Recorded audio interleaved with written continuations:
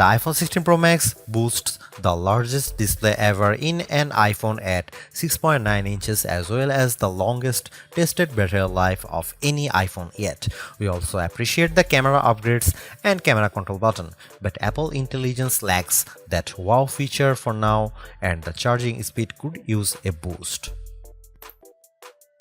I have been a Pro Max user for years since the iPhone 11 Pro Max, but after testing the new iPhones, I'm actually torn about the iPhone 16 Pro Max. It has the largest display ever of any iPhone at 6.9 inches. Yes, the thinner bezels help keep the device somewhat compact, but it is still taller, wider and heavier than the iPhone 15 Pro Max, which I thought was the near perfect size and weight for a big screen phone. I have gone from feeling like I cheated the system to feeling slightly cheated. This might be an unpopular opinion, but I think the new Pro Max is a little too big, at least for my hands. It's more of a stretch now to do simple things like scrolling through web pages or TikTok, and once you put a case on your iPhone 16 Pro Max, it's like a mini tank. The good news is that the Pro Max is built to be more durable. In addition to having a titanium band, Apple claims that the improved ceramic shield display on this model is 50% tougher than the last generation. We can't drop these units, but on paper it's encouraging. The iPhone 16 Pro Max comes in 4 colors: titanium white, titanium black, natural titanium, and desert titanium.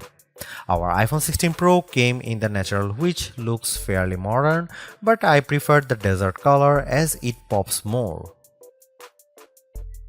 The iPhone 16 Pro and Pro Max displays don't get any upgrades in terms of brightness or refresh rate, but they are still among the best OLED panels on a phone. The only main difference is that the screens can scale down to a minimum of 1 nits, which means you can use your phone in bed without disturbing anyone else and get an even dimmer alarm clock. Otherwise, the new iPhone 16 Pro Max screen is largely the same, allowing the Pixel 9 Pro to surge ahead in terms of brightness. We measured a max of about 1500 nits for the iPhone 16 Pro Max, while the Pixel 9 Pro XL hit more than 2300 nits. Outside in direct sunlight, the iPhone 16 Pro and Pro Max were both dimmer than the Pixel 9 Pro XL, though Google's phone dimmed faster over time in response to the heat. Other than the display size, the biggest design change to the iPhone Pro Max is the addition of the camera control button. This recessed capacitive button on the right side uses haptic to give you feedback, and it launches you straight into the camera. No more having to fumble for the on-screen camera shortcut, and you can now use the action button for another shortcut.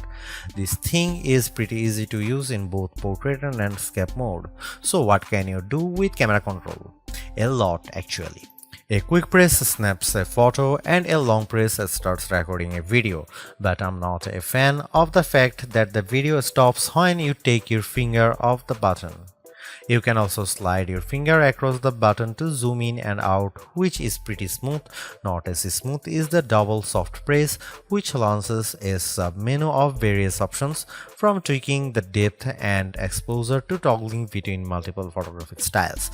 Camera control works well, but applying just the right amount of pressure and remembering what a single press and double press do takes practice.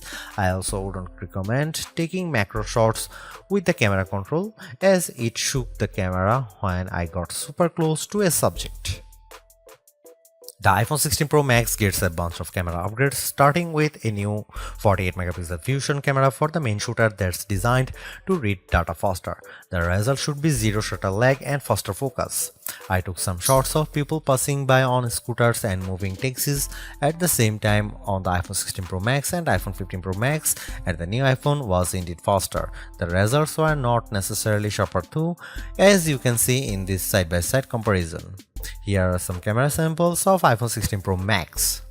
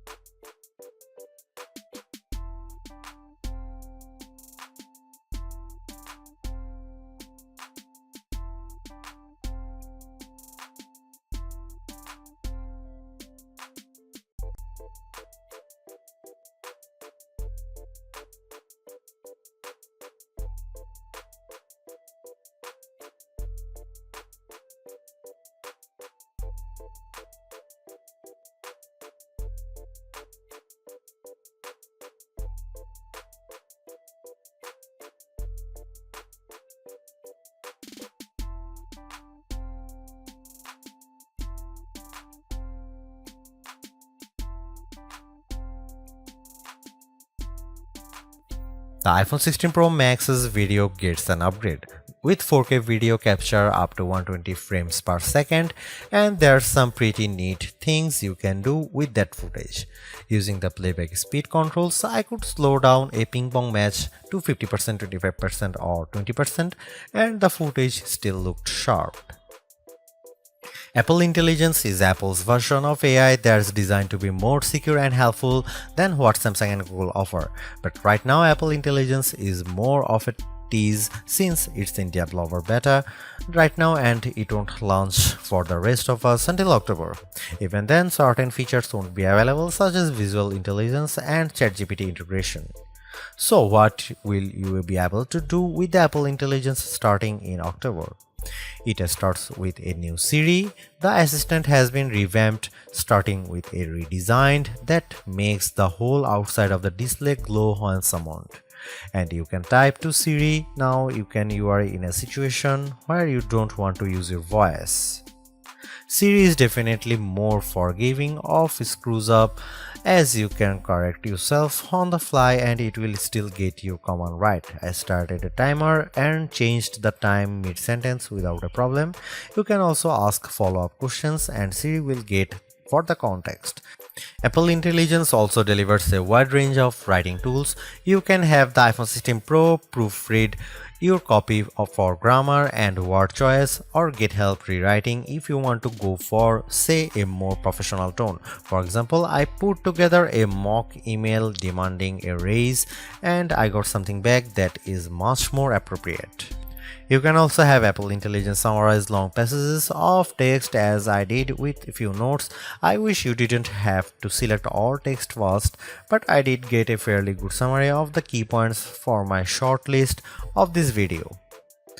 Don't want to look up how-to articles? Siri leverages large language models and Apple support info to give you step-by-step instructions on how to do lots of stuffs on your iPhone, from making screen recordings to scheduling a text. This is a game changer for kids who play the IT person for their parents like me. If you are looking for an Apple Intelligence feature that tugs at the heartstrings, try making a memory movie. Just enter a key phrase as you prompt and specify the mood, and you will see the iPhone 16 Pro Max create a movie out of thin air complete with music. Clean up in the Photos app, a way overdue feature compared to what you will find on the Pixel and Galaxy, but it is still nice to have. You can remove unwanted objects or people in the frame with just a tap. The cleanup feature worked fairly well when I tried to remove a person from a selfie, but you will get the best results if the background isn't too complicated. The iPhone 16 Pro Max is indeed an iterative upgrade, and maybe it wouldn't feel that way if Apple Intelligence was available today along with all the promised features. Instead, it's going to trickle out over time, so I would not to be in a rush to upgrade.